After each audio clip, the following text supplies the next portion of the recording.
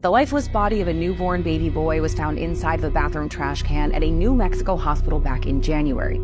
This is the case of Alexee Trevizo. Prosecutors have charged Alexee Trevizo with first-degree murder and tampering with evidence in the death of her newborn son. So let's walk through this timeline. Trevizo had been taken to the emergency room on January 26th by her mom for back pain. She got that routine question that ladies get from doctors and nurses. Are you or could you be pregnant? Alexee said no and even told them she had never, ever had sex. Shortly after midnight, according to Alexee's lawyers, the doctor began administering muscle relaxers and pain meds. By 12:30, she's given even more, including morphine. Blood work is also done at this point, including a pregnancy test.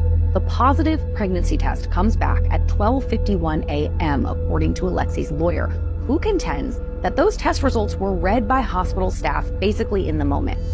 1:39 a.m., Alexee is unhooked from her IV because she needs to use the bathroom, and here she is, running down the hall holding her backside. Her mom, who you see here, follows shortly after to check on her, but Alexee has the door locked. A nurse who was on duty that night told police that he checked on Alexee several times while she was in the bathroom.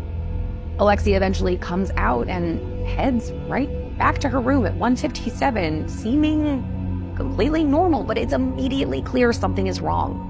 Alexee told the nurse that all that blood was from her period. Now, according to what one of the nurses told police, the hospital staff did know at this point that she was pregnant because they'd already gotten the test results back and read them. Now, the female nurse called the cleaning staff to come up and clean up this huge mess in the bathroom, believing that Alexee had had a miscarriage.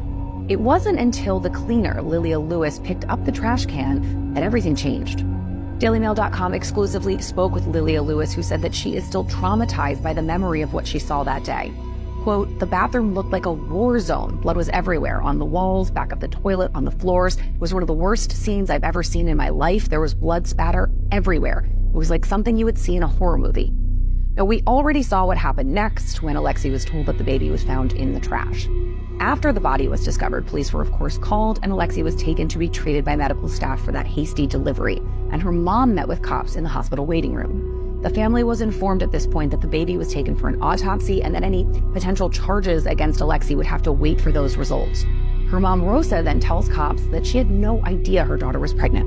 Alexee's mom had noted that it wasn't unusual or out of character for her daughter to have severe pains. She had suffered from hip problems since birth. And she added that Alexee had been active as usual lately and was a cheerleader. Now, following the autopsy, the infant's remains were cremated and his ashes were delivered to his mom, Alexee. But by all appearances, it seemed that Alexee went back to her normal life after the harrowing ordeal. She and her boyfriend even went to the prom together in April.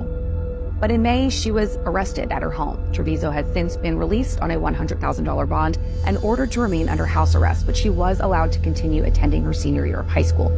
Her attorney wants this case against her thrown out, though, and is not only representing her criminally, but also civilly. He is suing the hospital for wrongful death. So this case against Alexee Trevizo will play out in 2 courtrooms, and it's possible that the 19-year-old could be convicted in one and the hospital be liable in the other.